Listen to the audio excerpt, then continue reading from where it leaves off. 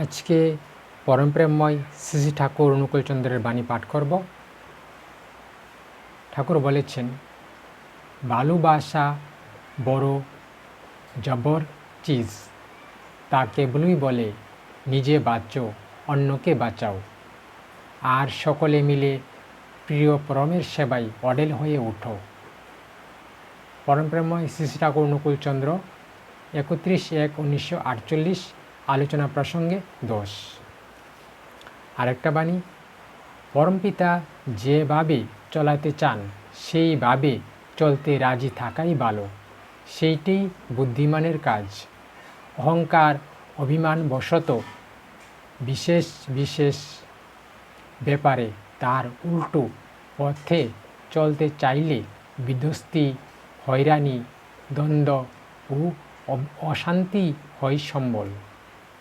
পরমপ্রেমময় শ্রী শ্রী ঠাকুর অনুকূলচন্দ্র 20/3/1953 আলোচনা প্রসঙ্গে 11। আরেকটা বাণী, ঠাকুর বলেছেন, গুরু হলেন আমাদের জীবন বিশ্ববিদ্যালয়ের আচার্য, পরিচালক ও পরিপোষক। তাকে কেন্দ্র করেই জীবন নিয়ন্ত্রিত, ব্যাখ্যাত ও বিবর্তিত হয়। শ্রী শ্রী ঠাকুর।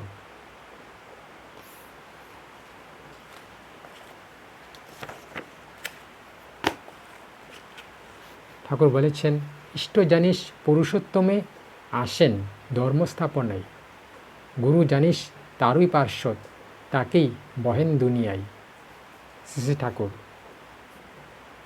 ভাবজ বসে চলবে কিসে, ভাববার তুমি কে, ভাববার যিনি ভাবছেন তিনি, তুমি ভাবো তাকে। শ্রী শ্রী ঠাকুর।